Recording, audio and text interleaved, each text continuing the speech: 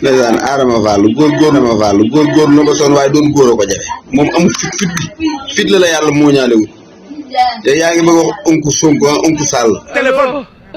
doo Unku Sall luy Unku Sonko loolu lu muy tekki boo amee fit ke jaar ci digg bi yow waaye non boo yaa ragal